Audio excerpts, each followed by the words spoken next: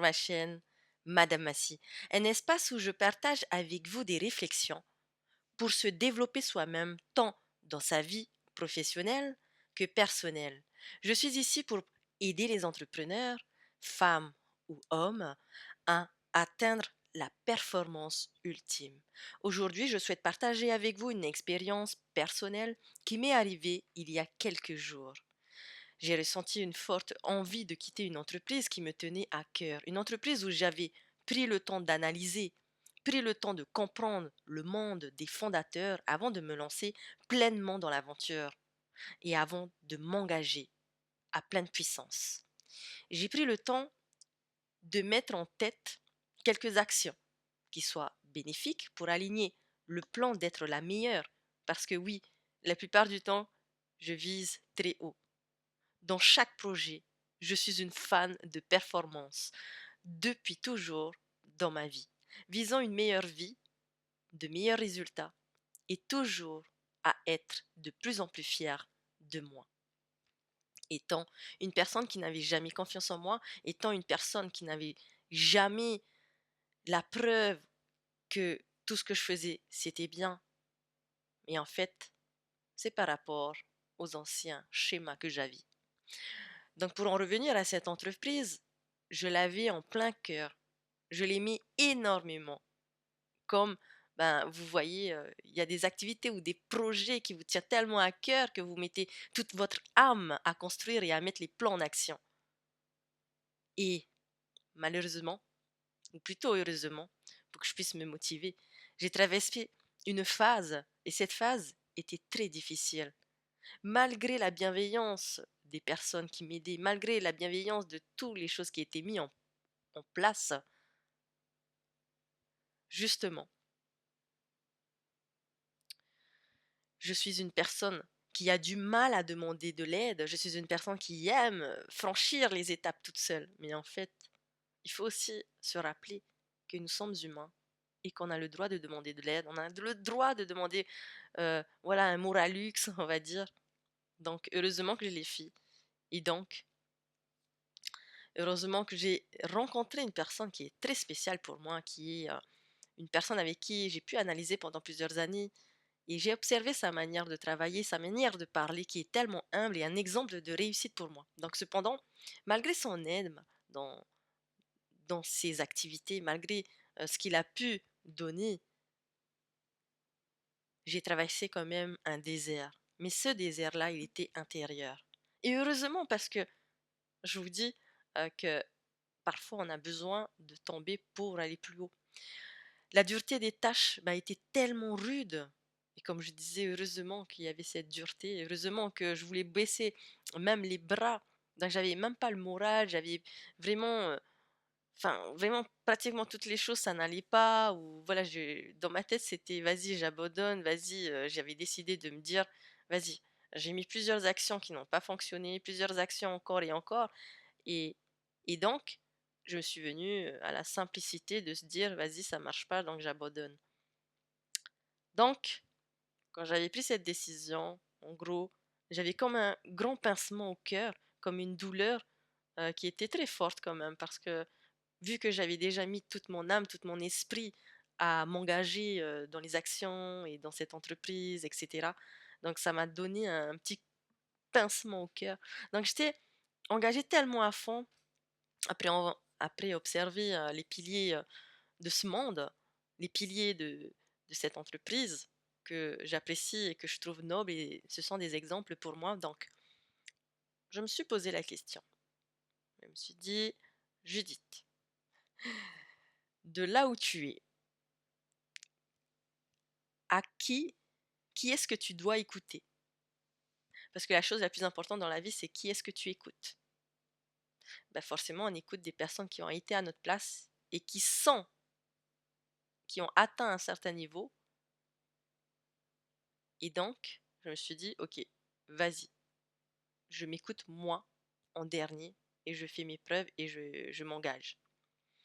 Donc en gros, je me rends compte que mon engagement, il est pur et réel parce que pour avoir un pincement au cœur, quand j'avais décidé d'abandonner, je me suis dit, il y a quelque chose. Donc j'ai pris le temps de réfléchir et finalement, Et finalement, j'ai décidé de continuer l'aventure. Et donc, je ne regrette pas parce que après être descendu comme ça, il y a beaucoup, beaucoup de choses qui se mettent en place. Il y a beaucoup de choses par rapport à toutes les graines que j'avais plantées. Ça commence à fleurir, ça commence à se mettre en place petit à petit. Donc, quand j'ai décidé de continuer l'aventure, c'est là que j'ai senti ce sentiment de bien-être, de paisible. C'est là que j'ai senti, ok, c'est la bonne chose à faire, c'est de rester, de continuer, de se donner à fond. En gros, ce que je veux vous partager, c'est que parfois, dans notre aspect, dans notre intuition, on peut ressentir des choses émotionnelles. Donc, c'est pour ça qu'il y a un système émotionnel qui va nous guider dans notre vie. Ce système émotionnel, c'est de pouvoir savoir qui on est, comment on réagit. C'est surtout bien rechercher comment notre système émotionnel fonctionne. Et quand on va chercher comment fonctionne notre système émotionnel, ça va être un petit peu plus lisse dans notre vie parce qu'on va comprendre notre système émotionnel. Donc aujourd'hui, cet audio, elle est spéciale, cet audio, elle me tient à cœur parce que je voulais aussi vous partager à mon réveil, alors que le ciel ici, il était gris. J'ai fait une petite prière et là, le soleil a éclairé très fort à l'intérieur de chez moi. Comme, comme si c'était, il y avait quelque chose qui s'est allumé petit à petit, ça s'est fait fort et après c'est descendu. Vous voyez, c'est un peu comme on augmente un volume de musique et après on redescend le volume et c'est exactement ce qui s'est passé aujourd'hui chez moi. Donc, donc les amis, euh, après avoir fait cette prière, avant que le soleil a éclairé l'intérieur de chez moi, donc j'ai décidé de me mettre à fond et de m'engager fort, plus que d'habitude, plus fort, plus vite, plus organisé, plus productif, plus simple, plus ciblé sur les tâches prioritaires. Parce qu'en gros, c'est les tâches prioritaires qui comptent. Donc je suis heureuse de vous partager que je flanche aussi et que flancher, c'est normal. Flancher, ça fait partie de la réussite. Comme un grand entrepreneur dit souvent qu'il est bien de faire encore et encore des échecs le plus rapidement possible pour apprendre. Et l'égocentrique est arrogant pendant ce processus, n'a rien à faire dans le processus pour grandir et pour développer son entreprise. En gros, plus vite on fait des erreurs, plus vite on apprend et plus vite on peut monter une grande entreprise. Donc je suis heureuse de partager cela aujourd'hui avec vous parce que ça fait partie des choses que je mets en place et de vous montrer aussi que ben, c'est ok de pouvoir flancher, c'est ok d'avoir des baisses de morale, c'est ok d'être perdu, c'est ok d'avoir les doutes. Mais encore faut-il euh, se rendre compte que nous avons peur de quelque chose et dès qu'on a analysé la peur, on peut aller de l'avant. Tant qu'on se cache, tant qu'on n'est pas honnête avec nous, tant qu'on dit que j'ai pas peur, que j'ai confiance, etc., ben on se cache et du coup on ne dit pas la vérité et donc on ne peut pas savoir que nous avons telle ou telle peur et de pouvoir travailler dessus.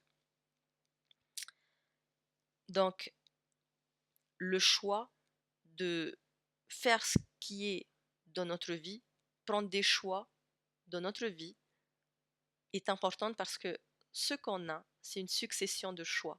Ce qu'on a aujourd'hui, c'est une succession de tout ce qu'on a mis en place dans notre vie, que ce soit en amour, que ce soit en professionnel, les choix sont importants. Et c'est pour ça que les habitudes quotidiennes, ce sont des habitudes, euh, soit par exemple, vous avez une bonne hygiène de vie, ben forcément vous avez une bonne santé. Vous sentez bien.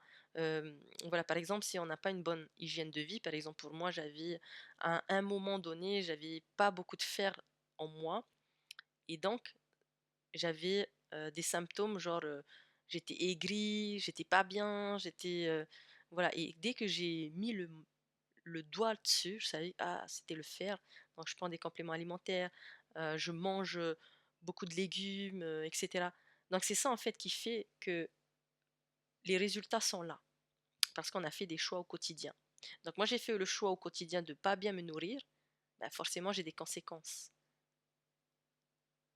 J'ai fait le choix de bien me nourrir, donc forcément j'ai des résultats, les conséquences de ce que j'ai mis en place. Et quoi que vous fassiez, dans la vie de tous les jours, quoi que vous fassiez dans votre vie, votre choix, peu importe, il est juste et bon. Il est juste et bon pour vous. Il est juste et bon pour votre vie et pour grandir.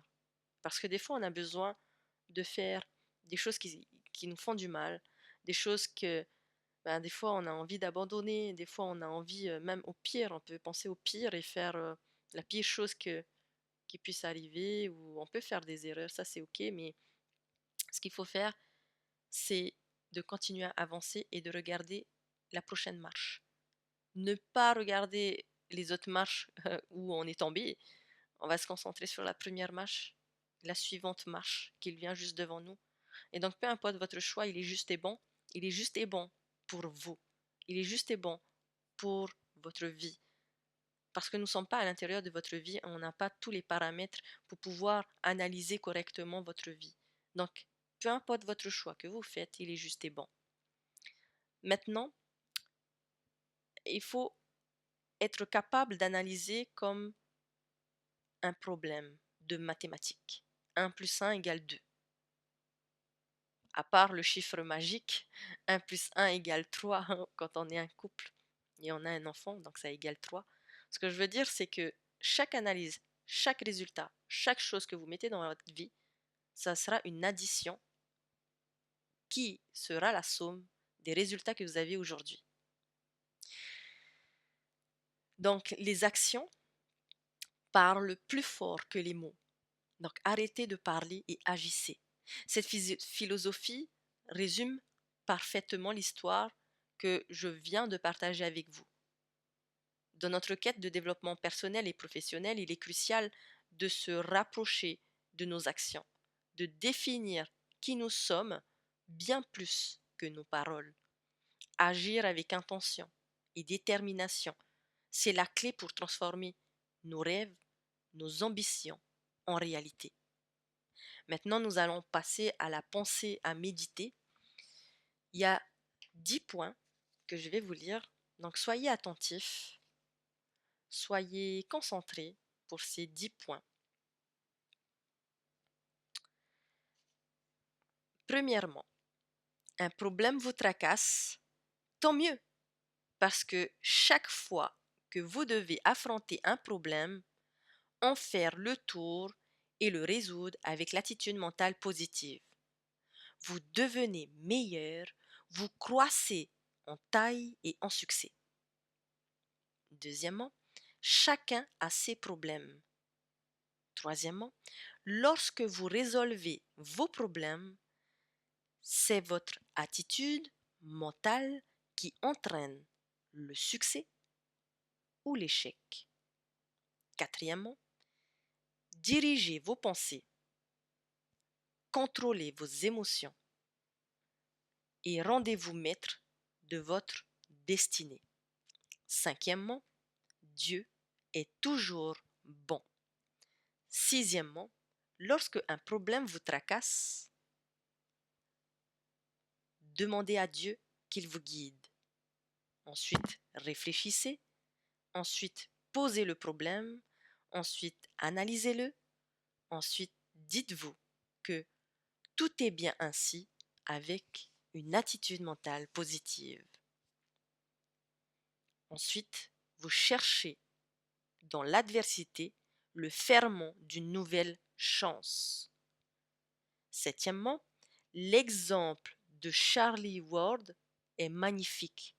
Dans les pires circonstances, celui-ci réussit à s'adapter et à se transformer du tout au tout. L'être humain, lorsqu'il est sous l'emprise de la sexualité, peut incroyablement changer, transcender l'émotion sexuelle en vertu. Neuvièmement, les 7 vertus sont la prudence, le courage, la tempérance, la justice, la foi, l'espérance et la charité. Essayez de manifester ces qualités dans votre vie. Je répète, la prudence, le courage, la tempérance, la justice, la foi, l'espérance et la charité.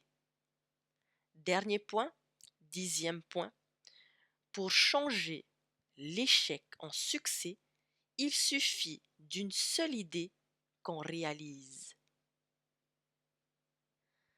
Et la dernière phrase si magique, l'adversité contient toujours le ferment d'une nouvelle chance. Donc sachez que dans l'adversité, vous avez toujours la chance de trouver une nouvelle chance derrière l'adversité.